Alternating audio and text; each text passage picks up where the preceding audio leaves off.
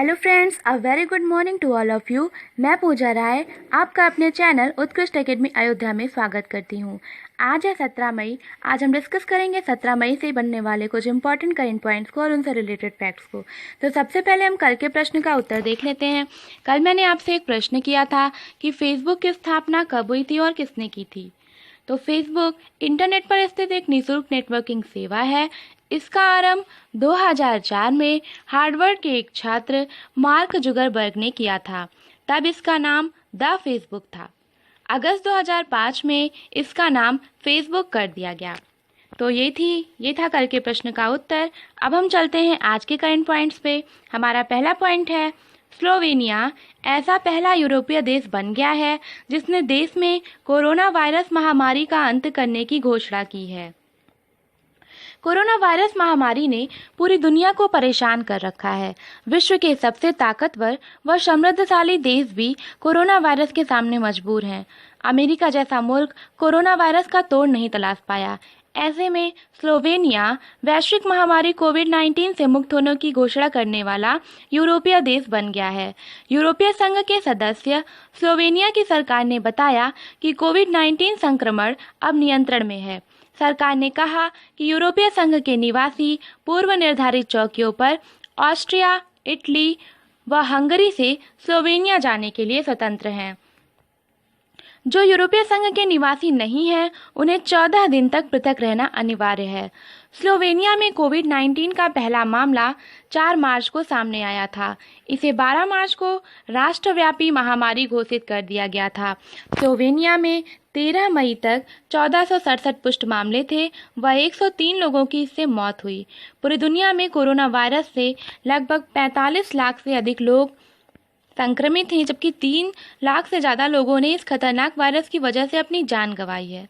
भारत की बात करें तो भारत में इस समय 82,000 से अधिक लोग कोरोना वायरस से पीड़ित हैं।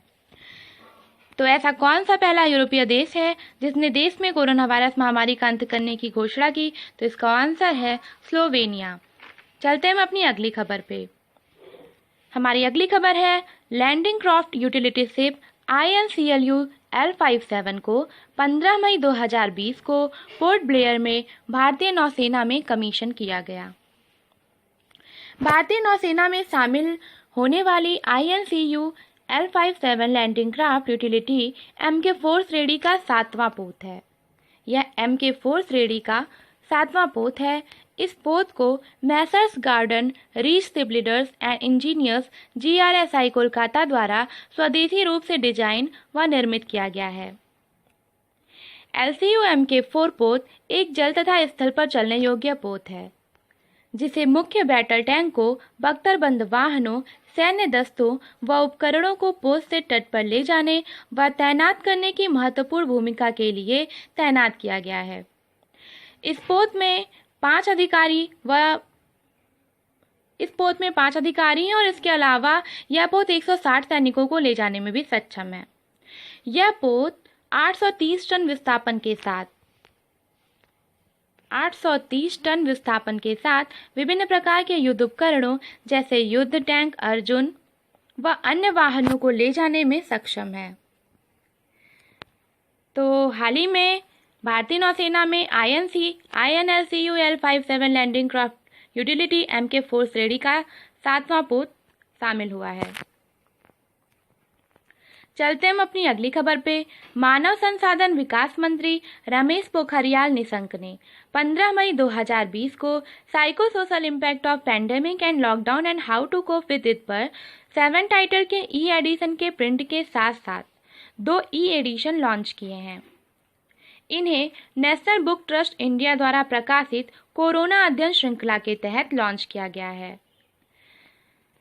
बात करें हम नेशनल बुक ट्रस्ट की, तो राष्ट्रीय पुस्तक विन्यास जो है वो भारत सरकार के मानव संसाधन मंत्रालय के अधीन स्वायत्त शासी संगठन है। NDB यानी नेशनल बुक ट्रस्ट हर दूसरे वर्ष दिल्ली में विश्व पुस्तक मेले का आयोजन करता है। यह विश्व पुस्तक मेला एशिया व अफ्रीका का सबसे बड़ा पुस्तक मेला है। NBT यानी नेशनल बुक ट्रस्ट की स्थापना 1957 में हुई थी और इसके द्वारा प्रतिवर्ष 14 से 20 नवंबर को राष्ट्रीय पुस्तक सप्ताह भी मनाया जाता है। चलते हम अपने अगली खबर पे। गुवाहाटी के national institute of pharmaceutical education and research यानी NIPER ने कोविड-19 महामारी से लड़ने में मदद के लिए 2 उत्पादों 3D printed hands free object व 3D मुद्रित रोगाणु रोधी फेस शील्ड का विकास किया है। पहला उत्पाद 3D printed hands free object है, जिसका उपयोग दरवाजों, खिड़कियों आदि को खोलने या बंद करने में मदद के लिए किया जा सकता है। वह दूसरा जो ये उत्पाद है वो कोरोना वायरस के प्रसार को नियंत्रित करने के लिए एक 3D मुद्रित रोगाणु रोधी फेस शील्ड है। गुवाहाटी की बात करें तो खेलो इंडिया यूथ गेम्स का तीसरा संस्करण गुवाहाटी में 18 से 22 जनवरी तक आयोजित किया गया था, जिसमें महाराष्ट्र 78 स्वर्ण सहित 256 पदकों के साथ प्रथम स्थान पर व हरियाणा कुल 200 पदकों के साथ दूसरे पायदान पर काबिज रहा था। हमारी अगली खबर है, भारत सरकार, पश्चिम बंगाल सरकार व AIIB यानी एशियन इंफ्रास्ट्रक्चर इन्वेस्टमेंट बैंक ने $145 मिलियन की परियोजना के लिए ऋण समझौते पर हस्ताक्षर किए हैं। यह पश्चिम बंगाल में दामोदर घाटी क्षेत्र में सिंचाई सेवाओं व बाढ़ प्रबंधन में सुधार करेगा। पश्चिम बंगाल प्रमुख सिंचाई व बाढ़ प्रबंधन परियोजना से राज्य के 5 जिलों के लगभग 27 लाख लोग लाभान्वित होंगे, 27 लाख किसान लाभान्वित होंगे। पश्चिम बंगाल सरकार की बात करें तो यहाँ के मुख्यमंत्री हैं ममता बनर्जी जी व यहाँ के राज्यपाल हैं Jagdeep Dhankhar. Asian infrastructure investment bank का हेडक्वार्टर बीजिंग, चाइना में है। हमारी अगली खबर है, ई-नैम प्लेटफॉर्म 18 राज्यों व 3 केंद्र शासित प्रदेशों में 1000 मंडियों तक पहुंच गया है। 15 मई 2020 को 38 अतिरिक्त मंडियों को ई-नैम प्लेटफॉर्म के साथ एकीकृत किया गया है। तो ई-नैम प्लेटफॉर्म भारत में ई-नैम प्लेटफॉर्म यानी राष्ट्रीय कृषि बाजार, ये भारत सरकार की एक अत्यंत महत्वाकांक्षी व सफल योजना है जो मौजूदा एग्रीकल्चर प्रोड्यूस मार्केट कमेटी मंडियों का समूह बनाती है ताकि कृषि के लिए एकीकृत राष्ट्रीय बाजार बनाया जा सके। इससे पहले इसकी संख्या बढ़ के 962 हो गई थी, 777 से बढ़ के 962 हुई थी। अब यहाँ 38 अतिरिक्त मंडियों को जोड़ने से यह संख्या 1000 के बराबर पहुंच गई है। तो ये जो 38 मंडियां हैं, इनमें मध्य प्रदेश की 19, तेलंगाना की 10 और महाराष्ट्र की 4, गुजरात, हरियाणा, पंजाब, केरल व जम्मू कश्मीर की 1-1 मंडियां शामिल हैं। तो चलते हम अपने नेक्स्ट पॉइंट पे।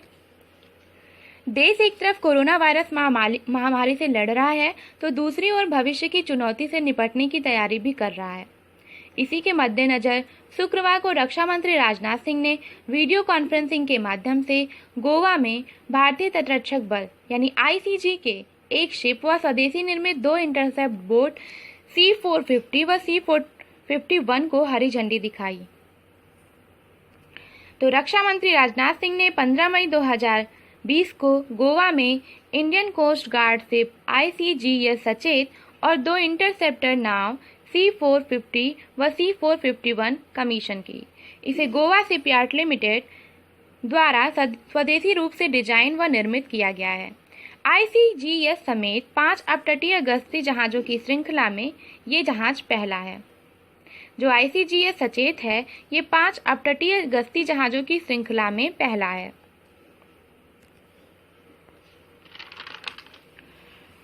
तो चलते हैं अपनी अगली खबर पे। जनजातीय मामलों के मंत्री जो कि अर्जुन मुंडा जी हैं, उन्होंने फेसबुक के साथ साझेदारी में एक कार्यक्रम लॉन्च किया है जिसका नाम है गोल यानी कि गोइंग ऑनलाइन एज लीडर्स।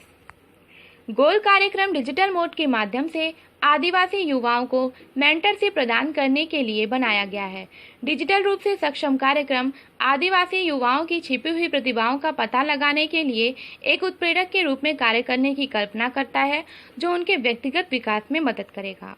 तो हाल ही में गोल कार्यक्रम लॉन्च किया है जनजातीय मामलों के मंत्री अर्जुन मुंडा जी ने। चलते हम अपनी अगली खबर पे।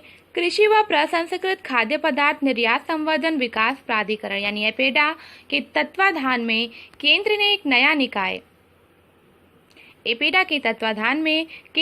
नया निकाय राइट एक्सपोर्ट प्रमोशन फोरम यानी REPF स्थापित किया है।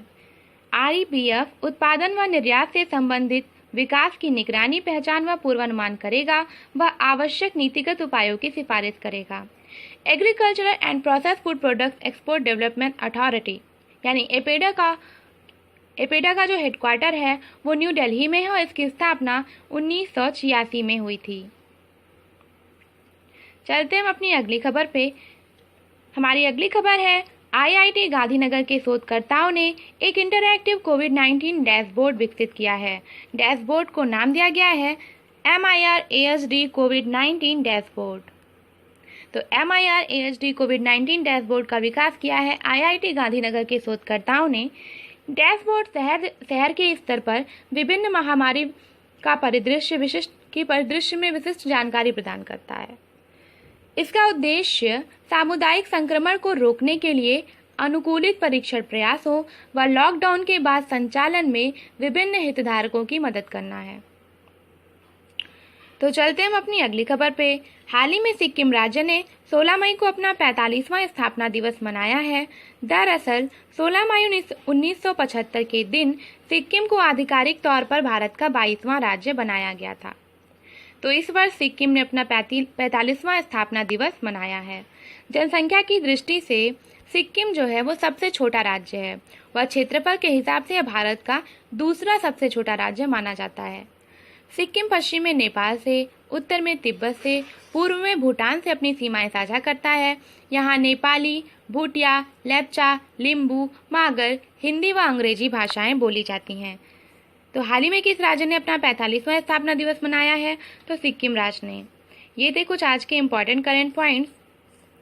और आज का हमारा क्वेश्चन ऑफ द डे है कि एपेडा यानी कि कृषि व प्रसंस्कृत खाद्य पदार्थ निर्यात संवर्धन विकास प्राधिकरण किस मंत्रालय के अधीन कार्य करता है? वह इसके वर्तमान मंत्री का नाम क्या है? कल के वीडियो में एक छोटी सी मिस्टेक हो गई थी।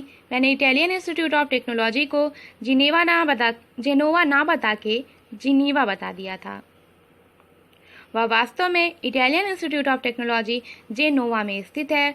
और इस पर हमारा ध्यान आकृष्ट कराने के लिए दिवाकर तिवारी जी का बहुत बहुत धन्यवाद। आप आगे भी हमारा सहयोग ऐसे करते रहिएगा। तो आज के लिए बस इतना ही। कल के वीडियो में फिर मिलेंगे कुछ नए टॉपिक के साथ। तब तक के लिए have a nice day. Bye bye.